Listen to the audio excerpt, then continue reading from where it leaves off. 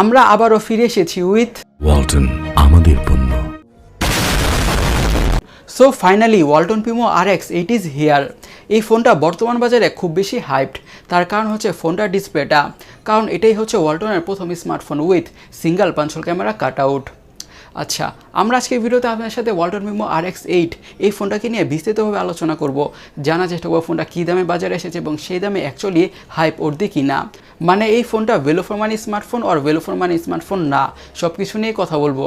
So আশা করি আপনারা আজকে ভিডিওটি শেষ পর্যন্ত দেখবেন। হ্যালো গাইজ, আমি সৈকত, আপনারা দেখছেন সৈস টেক। আপনারা যদি আমাদের চ্যানেলে নতুন হয়ে থাকেন অবশ্যই আমার চ্যানেলটি সাবস্ক্রাইব করবেন। অলরেডি যদি সাবস্ক্রাইব করে থাকেন আপনি জোস একটি পারসন। সর কথা না বাড়াই চলুন আজকে ভিডিওটি তাড়াতাড়ি শুরু করা যাক। প্রথমে আমরা ওয়ালটন প্রিমো RX8 এর দাম অথবা প্রাইজিং নিয়ে কথা বলি। ফোনটার দাম রাখা হয়েছে 15,599 টাকা। সো এই প্রাইসে ফোনটা আমাদের জন্য কী কী অফার করছে। ডিজাইন আর বিল করে কথা বলতে গেলে ফোনটা পলিকার্বনেট বা প্লাস্টিক মেড। ফোনের ব্যাক প্যানেলে থাকছে গ্রেডিয়েন্ট বা ম্যাট কাইন্ড অফ ফিনিশ। আচ্ছা, ফোনের ব্যাক প্যানেলের ক্যামেরা মডিউলটা দেখতে কিন্তু আমার কাছে অনেকটাই ভালো লাগতেছে বা ইন্টারেস্টিং লাগতেছে। আর ফোনের একেবারে মাঝখানে থাকছে ওয়ালটনের ব্র্যান্ডিং, আর এই ক্যামেরা মডিউলটার ভিতরেই থাকছে ফিঙ্গারপ্রিন্ট সেন্সর, যার কারণে ফোনের ব্যাক প্যানেলটা দেখতে অনেকটাই ক্লিন বা প্লিজিং টু দ্য আইস লাগে। আমার কাছে পার্সোনালি ফোনের দাম হিসাবে বা প্রাইস হিসাবে ডিজাইনটা মোটামুটি ভালোই লাগছে। এখন ডিসপ্লেতে আসা যাক। ডিসপ্লে থাকছে 6.55 ইঞ্চের HD+ IPS display with single পাঞ্চল camera cut out, এবং এই প্যানেলটাতে আরও থাকছে 16 মিলিয়ন কালারের সাপোর্ট এবং গোরিলা গ্লাসের প্রোটেকশন, বাট গোরিলা গ্লাসের কোন ভার্সনটা ইউজ করা হয়েছে সেটা জানা যায় নাই। এবং এই প্যানেলটিতে অবশ্যই থাকছে না হায়ার রিফ্রেশ রেট, থাকছে স্ট্যান্ডার্ড 60 হার্জের রিফ্রেশ রেট। আচ্ছা, এই প্রাইস রেঞ্জে বা এই দামে ফুল HD+ প্যানেল অবশ্যই এক্সপেক্টেড ছিল ওয়ালটনের কাছ থেকে। HD+ প্যানেল হওয়ার কারণে কন্টেন্ট খুবই কাছ থেকে ওয়াচ করলে শার্পনেসের ঘাটতি অথবা পিক্সেলেশন তো অবশ্যই লক্ষ্য করা যাবেই, বাট মিনিমাম ডিস্টেন্স থেকে কন্টেন্ট ওয়াচ করলে তেমন একটা ইস্যু ফেস করতে হবে না। বাট আমার মনে হচ্ছে এই ফোনটার সিঙ্গেল পাঞ্চল ক্যামেরা কাট আউটের ব্যাপারটাই ডিভাইসটার USP বা ইউনিক সেলিং পয়েন্ট হতে যাচ্ছে নর্মাল ইউজার্সদের জন্য বা নর্মাল কাস্টমারদের জন্য। ফোনটার র্যাম এবং স্টোরেজ ভেরিয়েন্টসের কথা বলে থাকছে 4GB র্যাম আর 128GB স্টোরেজ।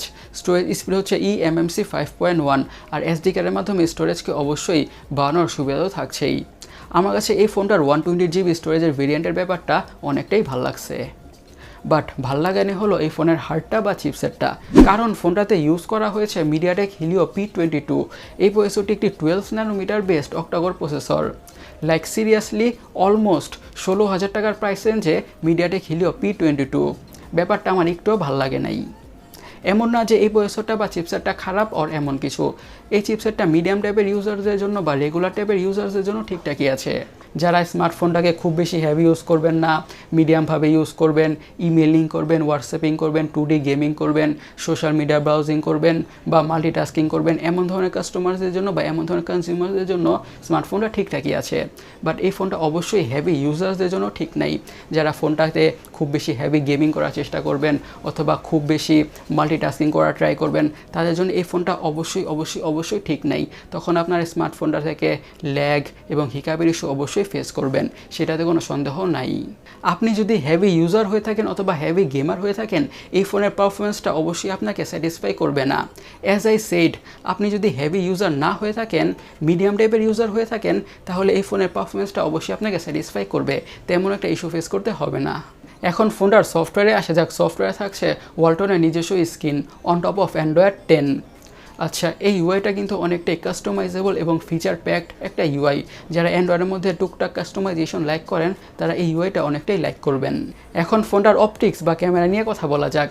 থাকছে কোয়াড ক্যামেরা, 16 মেগাপিক্সেলের প্রাইমারি সেন্সর, 8 মেগাপিক্সেলের আল্ট্রা ওয়াইড অ্যাঙ্গেল সেন্সর, 5 মেগাপিক্সেলের ম্যাক্রো সেন্সর এবং 2 মেগাপিক্সেলের ডেপথ সেন্সিং সেন্সর। আর ফ্রন্টে থাকছে 32 মেগাপিক্সেলের সেলফি ক্যামেরা। ইয়েস, 32 মেগাপিক্সেলের সেলফি ক্যামেরা। আমার কাছে পার্সোনালি এই ফোনটার 32 মেগাপিক্সেলের সেলফি ক্যামেরার ব্যাপারটা ভাল লাগছে। ফোনটার ভিডিও রেকর্ডিংয়ের কথা বলে ফোনটা দিয়ে 1080 পিক্সেলে 30 FPS ভিডিও শ্যুট করা যাবে। Now let's talk about battery. পুরো ফোনটাকে ব্যাকআপ দিচ্ছে 4000 mAh এর ব্যাটারি।